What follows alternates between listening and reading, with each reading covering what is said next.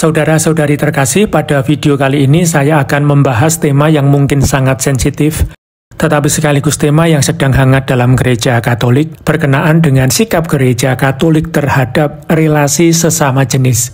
Secara khusus, yang ingin agar hubungan sesama jenis ini bisa diterima dan diberkati di dalam gereja Katolik. Banyak bertebaran di sosial media yang beranggapan bahwa Paus Fransiskus akan menerima pemberkatan sesama jenis dalam gereja Katolik. Anggapan tersebut bukan hanya datang dari media, bahkan dari kalangan gereja Katolik sendiri, dan mereka bukan orang-orang sembarangan, melainkan para kardinal yang sangat berpengaruh dan memiliki posisi penting di tahta suci maupun di keuskupan.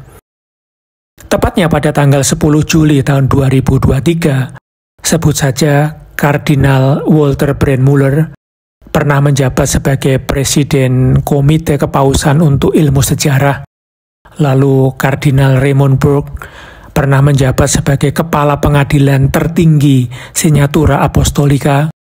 Kemudian Kardinal Robert Sarah yang juga pernah menjadi Prefek Kongregasi untuk Ibadat Ilahi dan Tata Tertib Sakramen.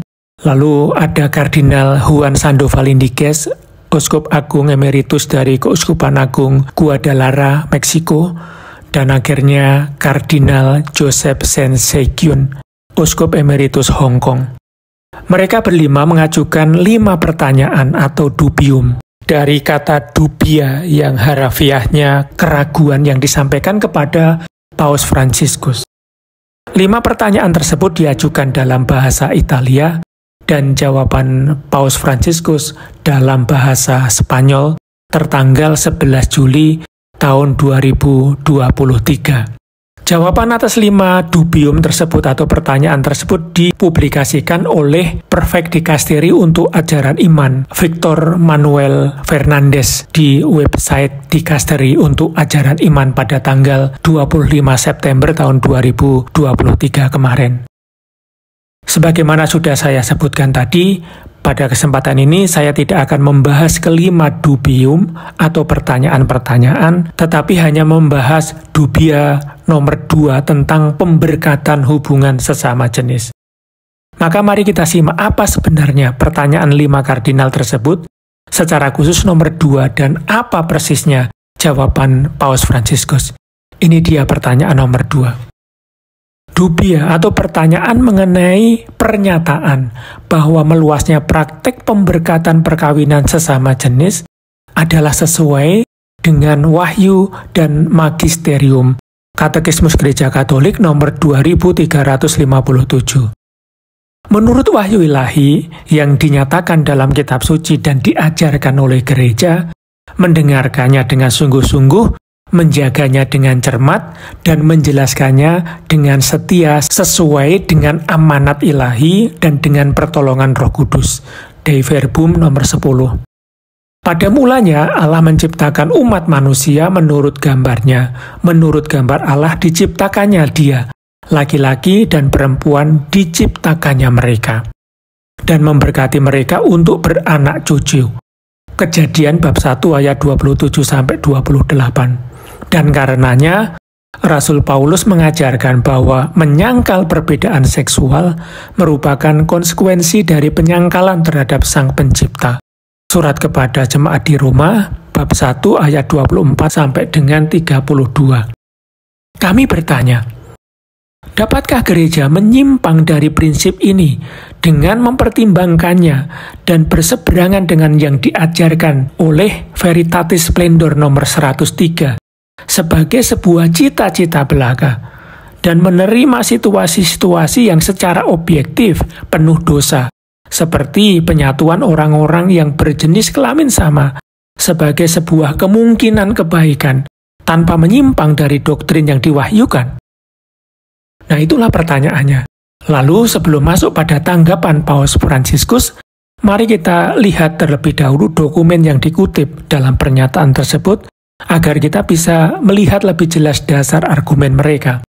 Yang pertama itu dari Katekismus Gereja Katolik nomor 2357. Di sana dikatakan, homoseksualitas adalah hubungan antara para pria atau wanita yang merasa diri tertarik dalam hubungan seksual semata-mata atau terutama kepada orang sejenis kelamin.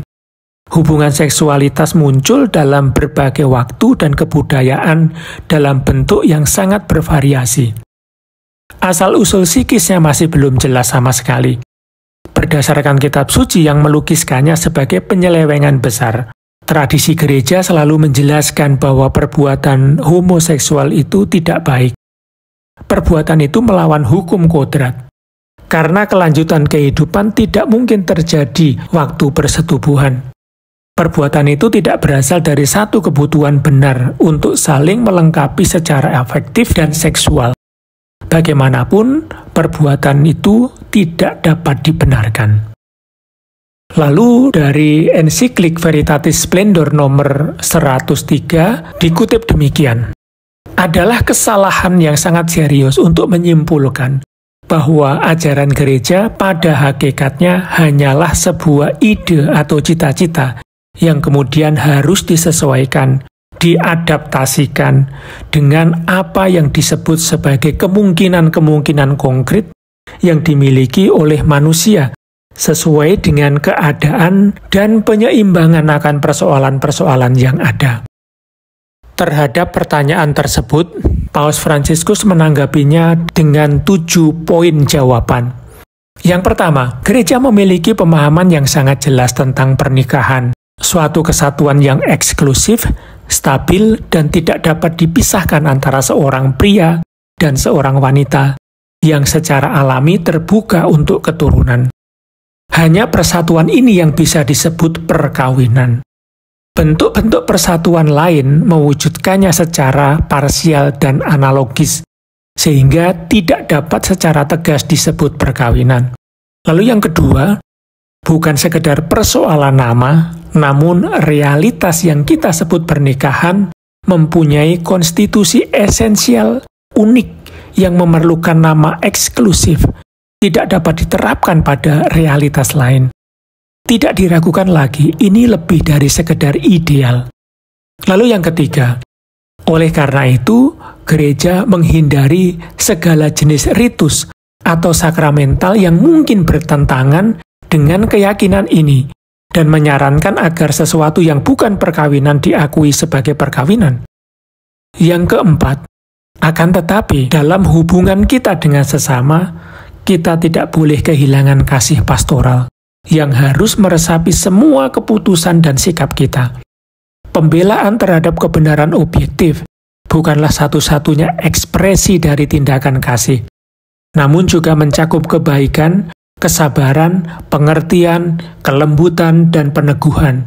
Oleh karena itu, kita tidak bisa menjadi hakim yang hanya menyingkiri, menolak, dan mengecualikan. Oleh karena itu, kehati-hatian pastoral harus cukup memperhatikan apakah ada bentuk-bentuk pemberkatan yang diminta oleh satu orang atau lebih yang tidak menyampaikan konsep perkawinan yang salah. Karena ketika suatu berkat diminta, itu merupakan sebuah ekspresi permohonan akan pertolongan Tuhan, permohonan untuk hidup lebih baik, kepercayaan kepada Bapa yang dapat membantu kita hidup lebih baik.